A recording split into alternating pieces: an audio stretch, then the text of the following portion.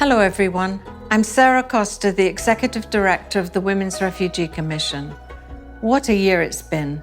The world is a very different place than when we gathered last year for our annual Voices of Courage Awards.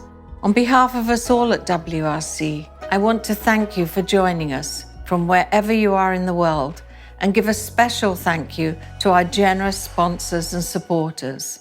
While the global pandemic means that we are unable to gather in person, I think we all have learned that we can still meaningfully come together for important celebrations, large and small.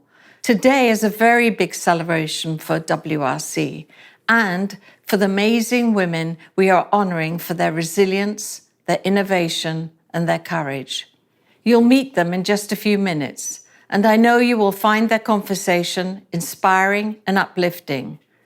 First, though, I'd like to take a moment to share with you the important work that the Women's Refugee Commission is doing on behalf of refugee women, children and youth. Despite the tremendous challenges that we and our partners have faced over the last year, we were able to adapt rapidly and continue our critical work. At the onset of the pandemic, we connected with our partners to assess how COVID was affecting the lives of displaced women and girls. We learned that food insecurity, access to healthcare, economic instability, and concerns about gender-based violence were among the top issues facing refugee women and girls. We learned how COVID has exacerbated existing inequalities and vulnerabilities, and how the challenges ahead need a more inclusive, holistic approach if benefits and opportunities are to be shared more widely. In the past year, we worked with our partners to advance the economic empowerment of refugee women, address gender-based violence, and promote the health and well-being of women and girls. And we advocated to protect the rights of the most marginalized mothers and their children.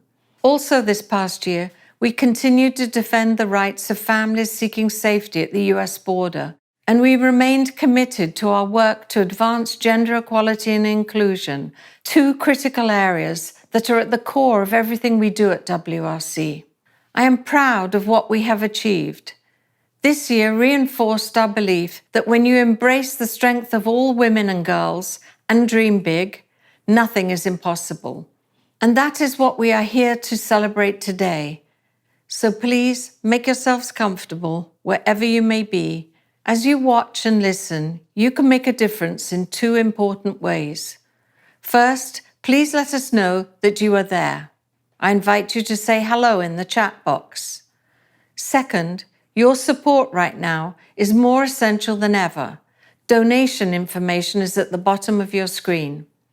You can simply text WRC 2021 to 41444 to donate. Your gift right now will create a better world for refugees. We are truly grateful for your support. We are thrilled to kick things off with our new Voices of Courage video. The global pandemic has changed the world in unprecedented ways.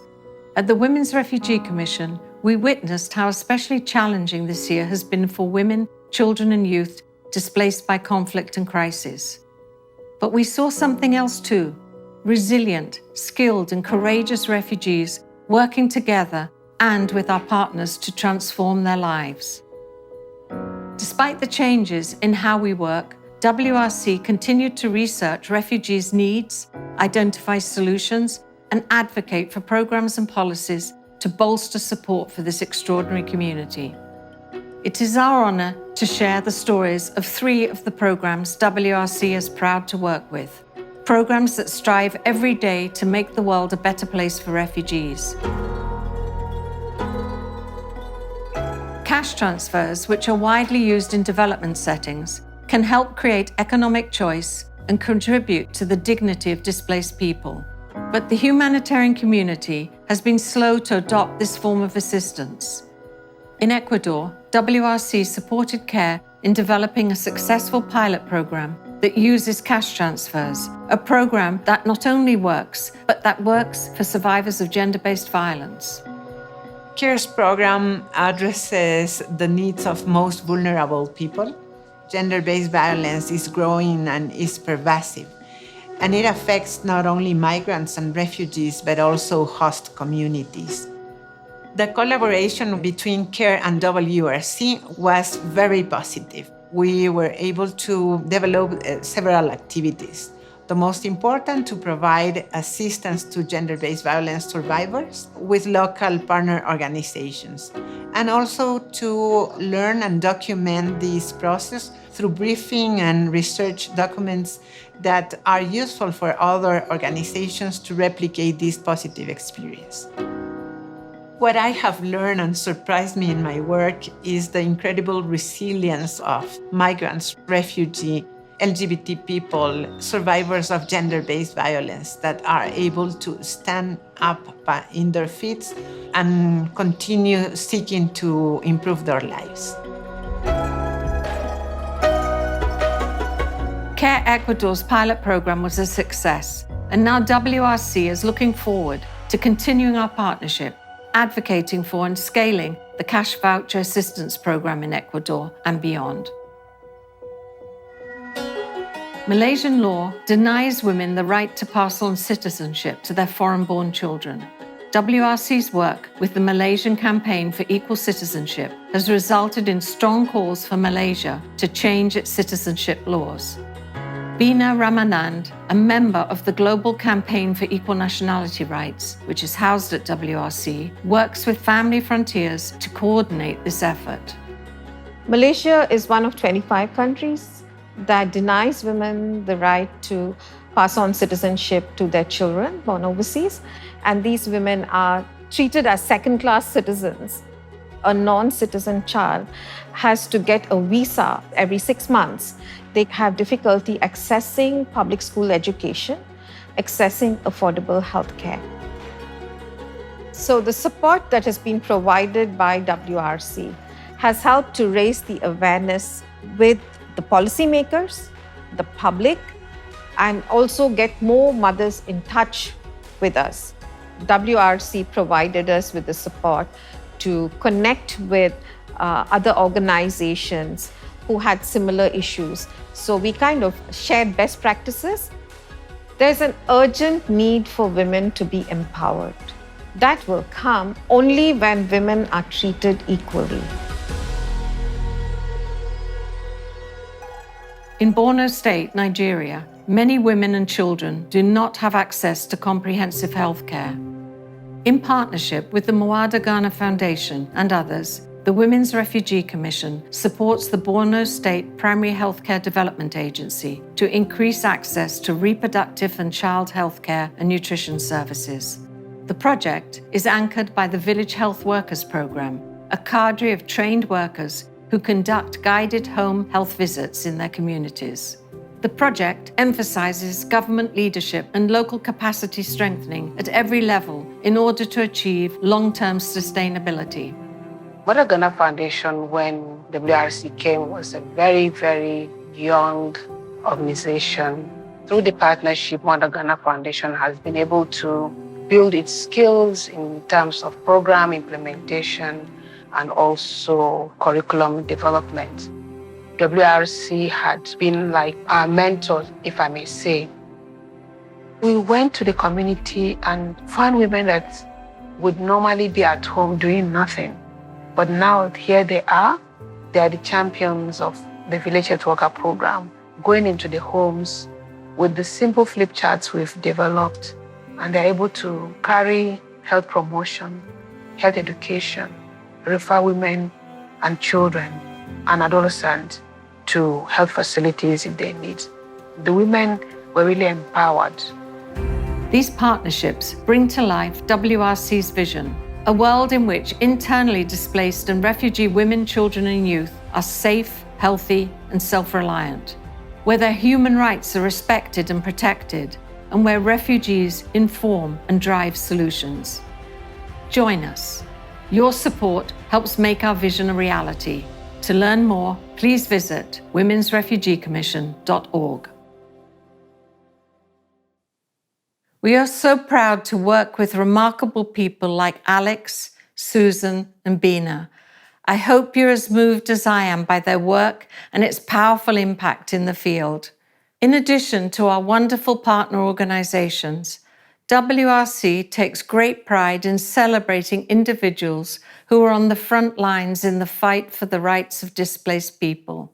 Each year, we present our annual Voices of Courage Award to honor leaders who stand for justice, gender equality, and the protection of refugee and migrant rights. It is my privilege to present our 2021 Voices of Courage honorees, Dr. Amani Balor, Farida Luanda, and Candice Vallejo. Hello, my name is Zrin Cabral, and I am a very proud board member of the Women's Refugee Commission, and also amazed, delighted, and inspired to be in the presence of three women who are being honored today. I'd first like to ask all of you, in a not so formal way, to introduce yourselves. Hello. My name is Farida Rwanda. I'm 23 years old. I'm a refugee from Democratic Republic of Congo. I lived in Chakatu refugee settlement for almost 5 years. And this year I've been resettled to Stockholm. I'm a mother, I'm a friend, I'm a sister and a daughter. I'm also the founder of the Vision Refugee Youth Group, which works to empower young people, especially girls out of school, through music, dance, education, and livelihood activities. Me and my brother, we started a one-touch audio studio, a solar studio in Chakatu settlement. We produce songs with a social message. And yes, I love what I'm doing. I'm a change maker in my community. My name is Candice Eloisa Vallejo. I'm the founder and executive director of Youth Rise Texas. We work with young people whose families have been incarcerated or deported, and youth who have otherwise experienced criminalization and deportation in their own lives. And we support young people to learn, lead, and heal. I am based in Austin, Texas. Yeah, my name is Amani Balor. I'm a Syrian doctor. I graduated from Faculty of Medicine in Damascus University in 2012. I worked at underground hospital in war zone for about 6 years. It was a besieged area. For 2 years, I managed a central hospital there. Now I'm out of Syria, I'm in Germany, and I established a fund to support women and young girls in conflict zone. So here we are in all sorts of places across the world. But I want you now to go back to maybe not so distant past, because you're all very young. How did you end up doing this work for which you're now being recognized? For me, I lost my mother due to conflict and separated with my brother when I'm still young, 8 years old. I started living with my uncle and his wife. And there I got a lot of mistreatment, no education. I didn't go to school.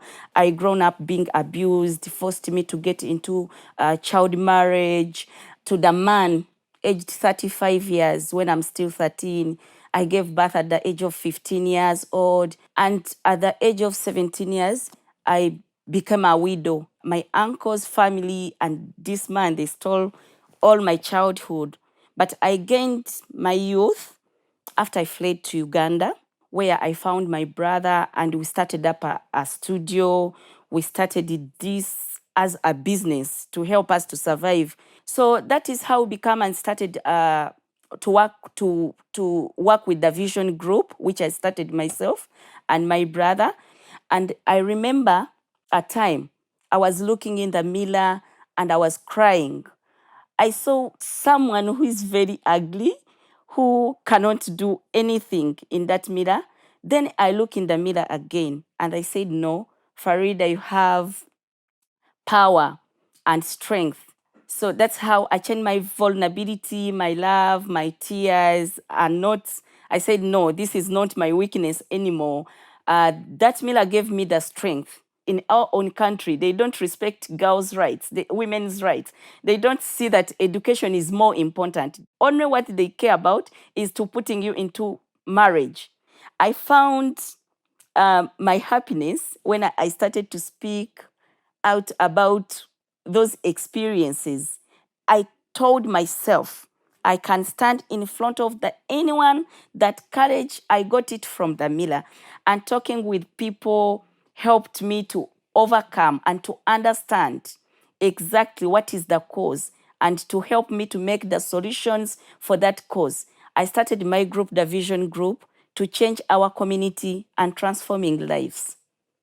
I love the redefining vulnerability as a superpower. Actually, I want to talk now because I have a little similar story like Farida's, but I will not start from here. I will start from Syrian Revolution. When it started, I was at 6th year of the medical university, and I wanted to be a pediatrician.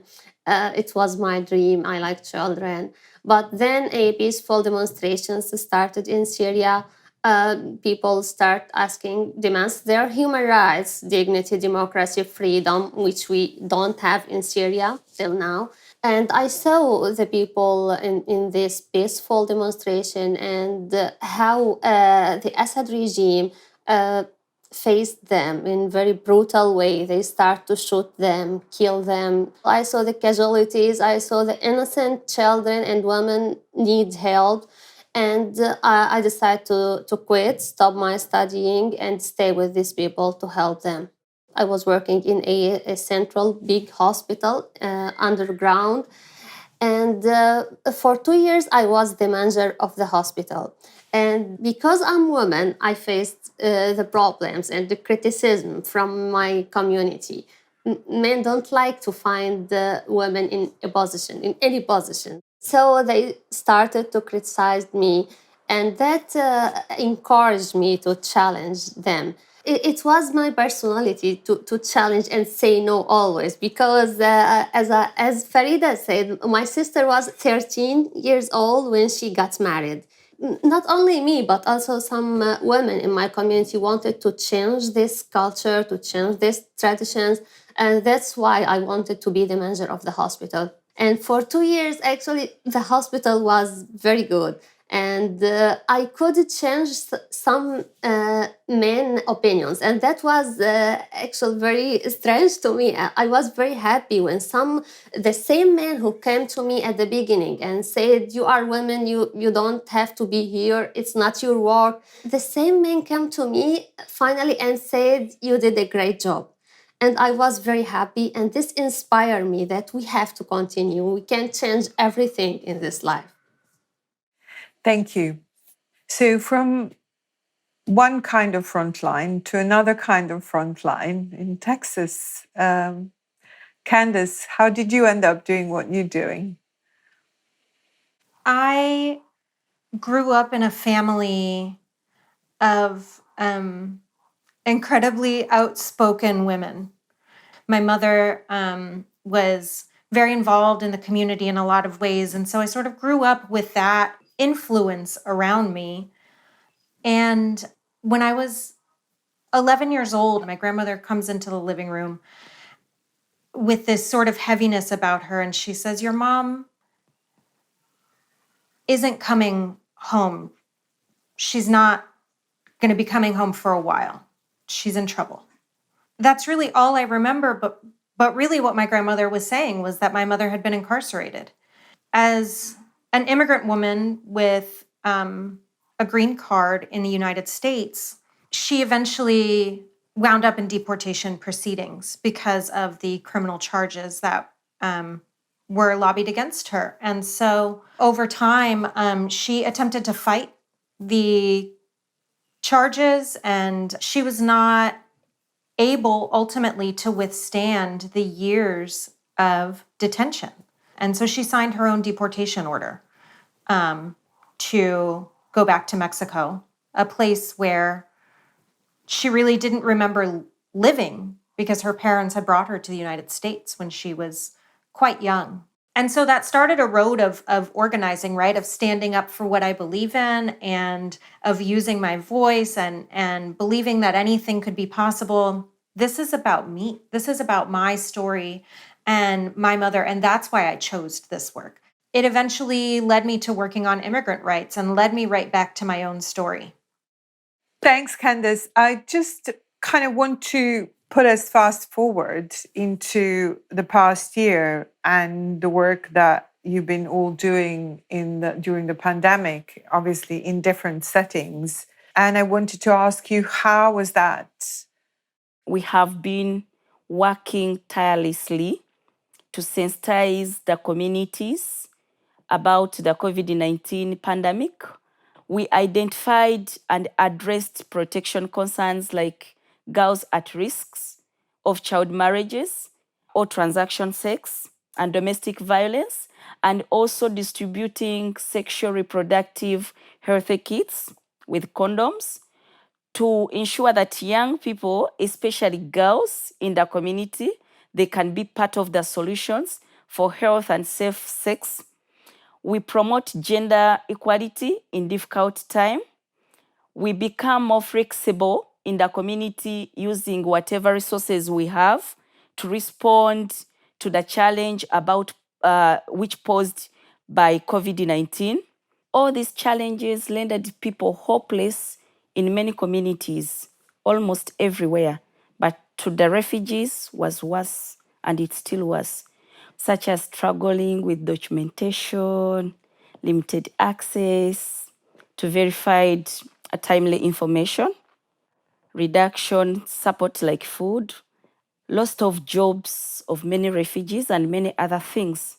We recorded many songs to see that people, they got awareness messages. Even those who don't know how to read, they can hear songs. So I was establishing the fund in partnership with King Baudouin Foundation in Belgium. Our goal was to support female leaders, female health workers, and young girls to get good education, scholarships. The pandemic has changed our plan because people are living in camps. It's very difficult life there. It was very difficult before the pandemic. So can you imagine now what kind of life they face now? For example, about 100 family, they have one bathroom. When we talk about wash hand, it's luxury for them to wash their hands, to keep their children clean. It's very difficult for them.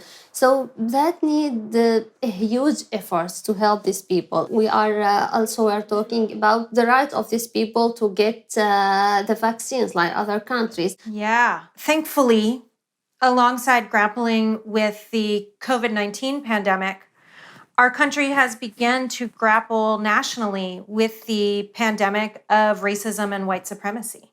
There's a straight line to police brutality, to criminalization, to inequitable health care that people are receiving in this country that then led to the pandemic being more devastating for communities of color. We worked to ensure that there would be public funds for people to be able to access for rental assistance, for utilities assistance, for food assistance. And then, moving into the election, miraculously, against all odds, our organization and the other youth organizations that we collaborate with in the state of Texas were collectively able to increase youth voter turnout in our state by 600%.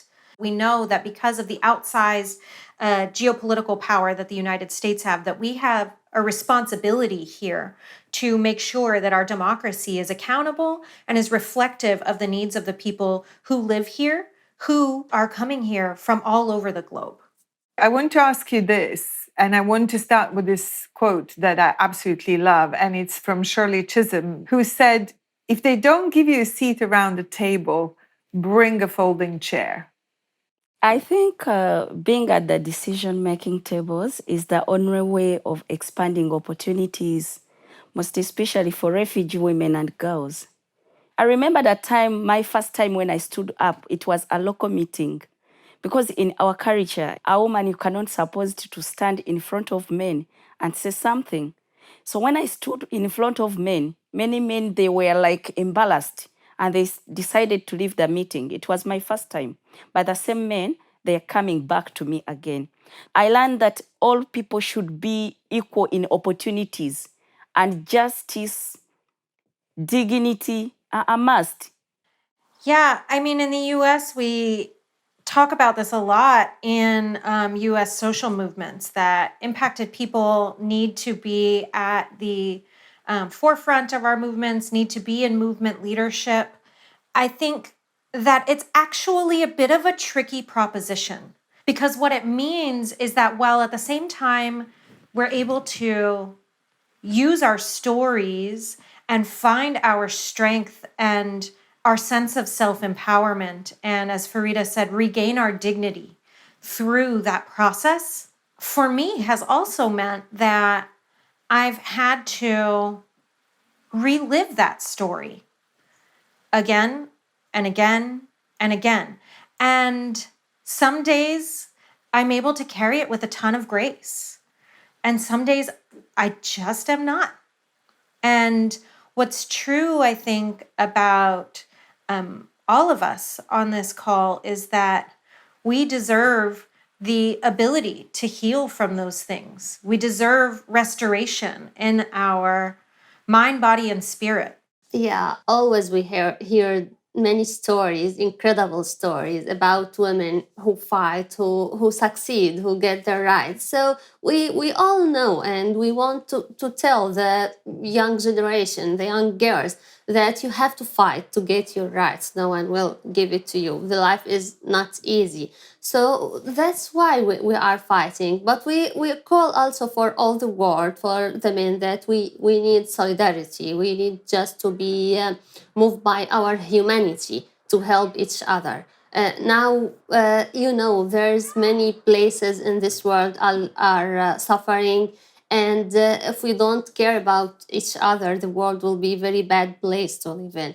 So we need this solidarity, we need support. And also we have to support others. We have to support the young girls.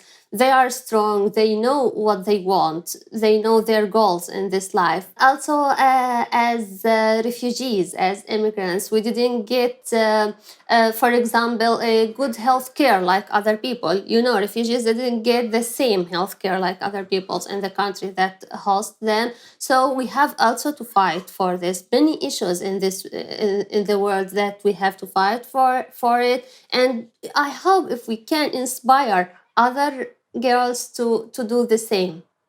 My last question would be, who or what is that inspired you? Working with women, teens, and adults has been one of the exciting experience of my life. A lot of work still needed to be done to curb the mess of bundles of challenges facing refugee girls and women. But I believe that change starts with me. That's what keeps me moving and doing what I'm doing. Well, to me, actually, I believe in God, and that we are in this life to help each other, to make the world a good place, to achieve justice, peace, to be free. What makes me keep working always, the suffering that I see in my country and everywhere. Now people are just struggling to get food and safe drinking water. So these people deserve that, to find others who can, to help them. If I can do something, I have to do that to help them. Also, like as women, when I was young girl, I got support from some women. I heard the very inspiring stories. And I remember once when I was in my clinic, I was working as a pediatrician. A girl came to me and said, I want to be like you. I want to be a manager of this hospital when I become older.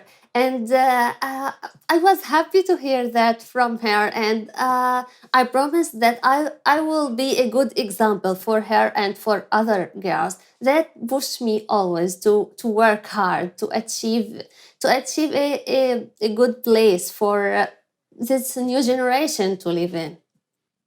That's incredibly moving. And for all of us, our leadership and our the opportunity that our lives have given us to be role models for other young women is so critical, not just for those whose lives improve because of the work that you both and the three of us have done, but really the phrase that comes to mind is that you can't be what you can't see. And I think of the hundreds and hundreds of young women that are now able to see themselves and see their futures a bit differently because of the work that all of us really are doing. Farida, Dr. Amani, it is such an honor to be on a panel with both of you and to learn from your experience and to hear your stories. Thank you for having me. It's a great honor for me as well to be with you. And thank you, Candice and Farida, for your inspiring work for me.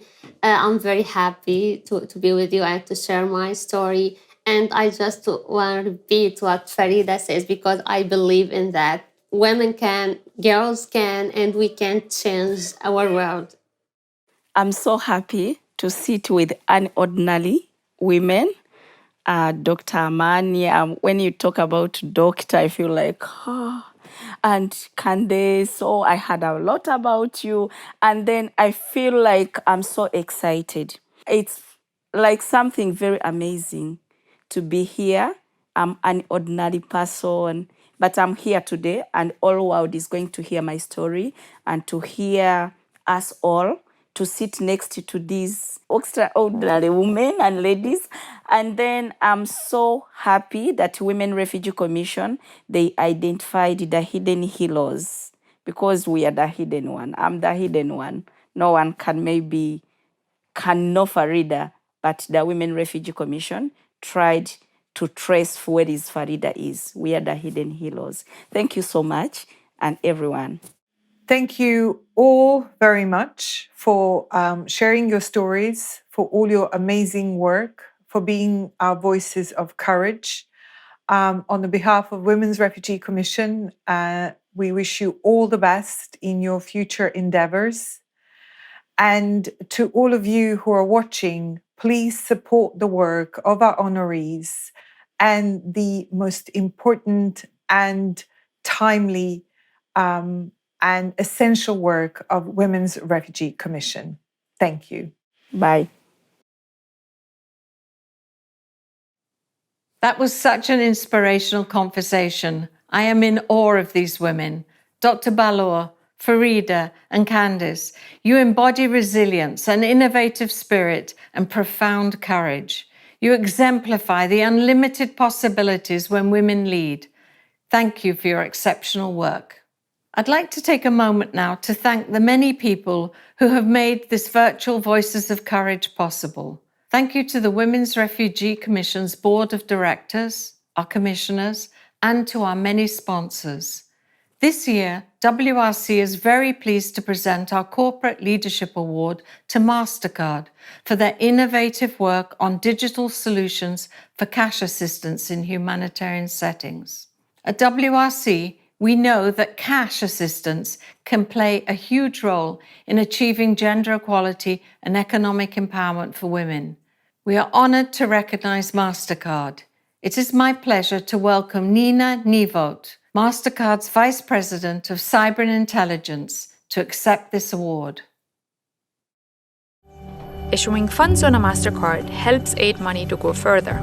Not only is it safer, more efficient, but it stimulates the local economy, making it possible for a refugee to walk into a store and buy what they need.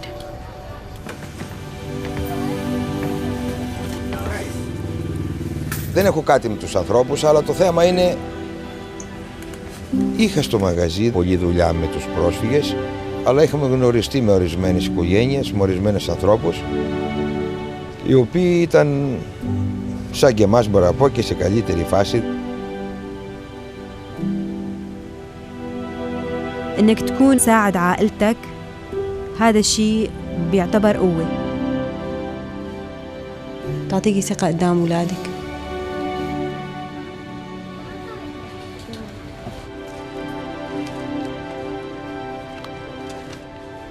كنا خايفين إنه الكارت ما يشتغل لأنه أول مرة بنستعمل هيك شيء. Everything I do comes down to that one moment between the use of the card and the transaction being approved.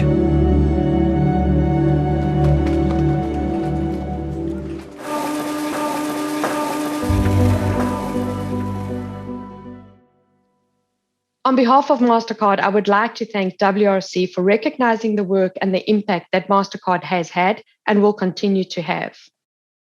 People often ask, why cash assistance versus in kind? And this question became so prevalent and answered so well for me when I traveled to Greece a few years back and met with a Syrian refugee family.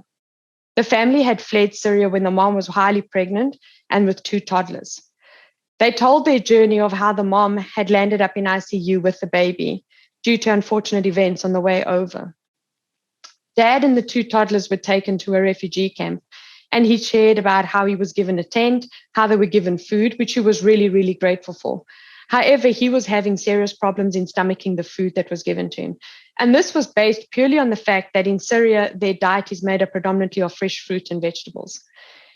This started having an impact on his health, and he became weaker and weaker. By the time his wife and the baby came out of hospital, they started having the conversation about what the surviving parent should do when the other passes away.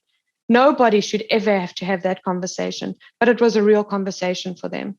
He then went on to explain what the impact was when a Mercy Corps staff member came and handed them a Mastercard and how that saved his life. It literally saved his life. It wasn't a term how people often use in jest of saying, the card saved my life, could I buy this because I could buy that?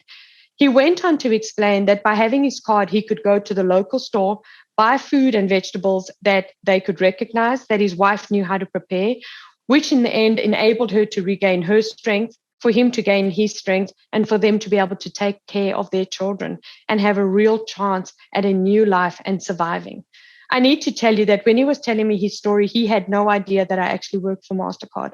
But that profoundly touched me on why do we do cash assistance versus in kind, and why efficiency, dignity, and choice should be top of mind to anybody working in this space.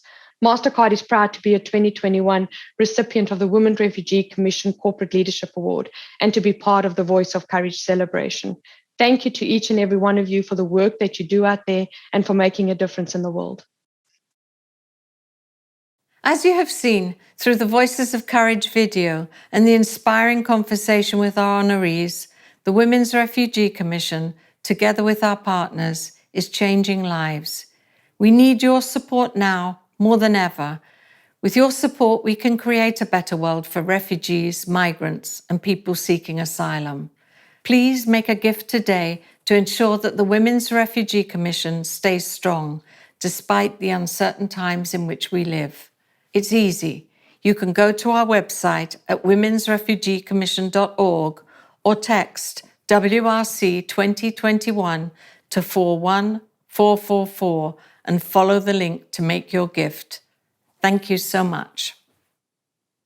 As many of you know, at WRC, we believe strongly in the power of art and advocacy as an agent of change.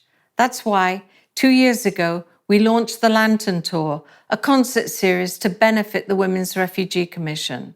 WRC has been very fortunate to partner with some legendary musicians on the Lantern Tour, and we look forward to getting on the road with them again very soon. For now, it's my great pleasure to welcome a special guest and a very special friend to WRC, Emmylou Harris. Hi, I'm Emmylou Harris, and I'm honored to be part of today's event for the Women's Refugee Commission. This is an organization that I'm proud to have partnered with for the last several years, and one that remains very dear to my heart. You know, it wasn't that long ago that we were all together sharing music and stories on the Lantern Tour, and I hope very soon that we will be together again in person to do it once more. But right now, it's my great pleasure to present a special performance by a longtime musical friend and Lantern Tour collaborator, ladies and gentlemen. Please welcome Jackson Brown. Thank you, Emmy. It's a pleasure to be here for the Women's Refugee Commission. And this is a song that I wrote a long time ago about Mexico. And in my sort of ideal view of Mexico, and in recent years I came to think that maybe it was really, way too romantic and unrealistic. But then I took a trip to Mexico recently, a year or so ago, with Linda Ronstadt, and I found the town that is really the town in this song. So I'm really happy to know that it exists and that the people exist in the way that I imagined them. Playing with me today is my good friend Val McCallum, and this is called Our Lady of the Well.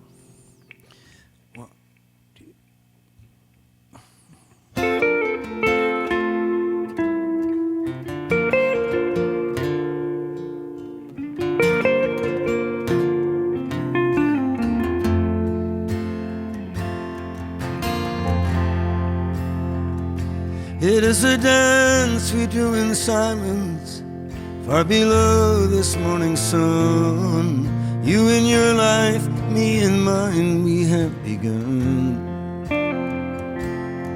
Here we stand and without speaking, draw the water from the well, and stare beyond the plains to where the mountains lie so still.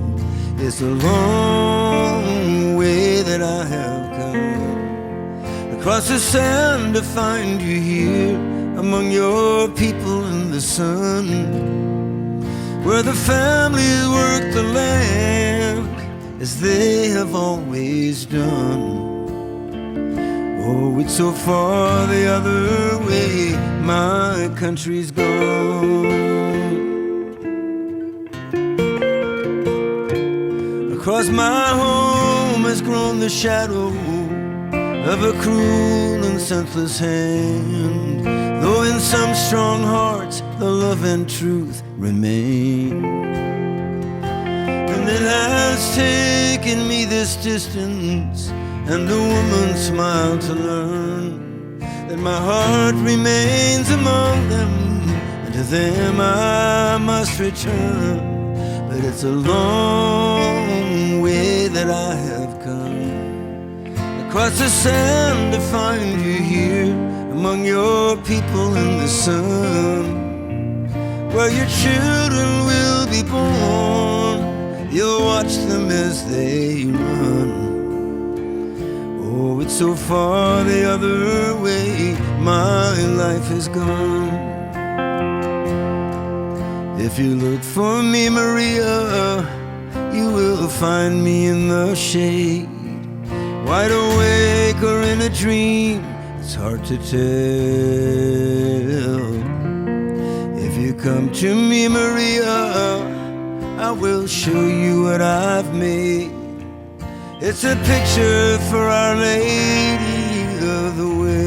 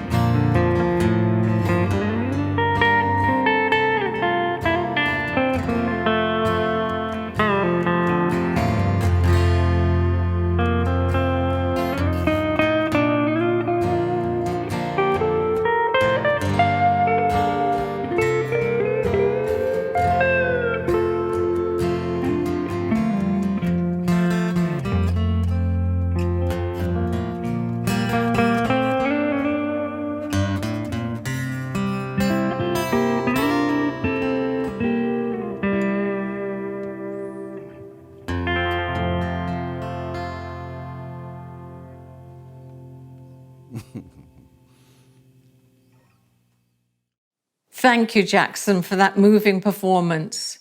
We are so grateful to you and can't wait to see you again soon. As I mentioned earlier, at WRC, we believe in the power of art and advocacy. In addition to the Lantern Tour, earlier this year we launched the Lantern Talks, a series of online conversations that feature film, music, writers and more. I am very excited to announce that our Summer Lantern Talks series will kick off on Thursday, June 24th with renowned author Isabel Allende.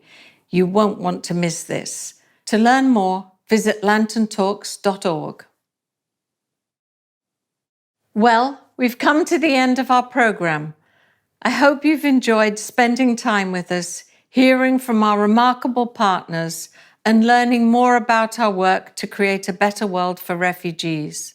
I want to thank today's honorees, Dr. Emmylou Harris, Farida Luanda, and Candice Vallejo, and WRC's own Zrinka Brallo for moderating. Thank you, Zrinka. And a special thank you to Mastercard for their corporate leadership. I also want to thank our sponsors who made this event possible, and to everyone who donated today. Most of all, I want to thank all of you for joining us, for celebrating with us the resilience and courage of refugee women, children and youth. Make sure to follow us on Facebook, Twitter and Instagram, and to visit us at womensrefugeecommission.org. And I invite you to share the link of this virtual event with friends and family. Please help us spread the word. Together we can change lives. On behalf of everyone at the Women's Refugee Commission, thank you and stay safe.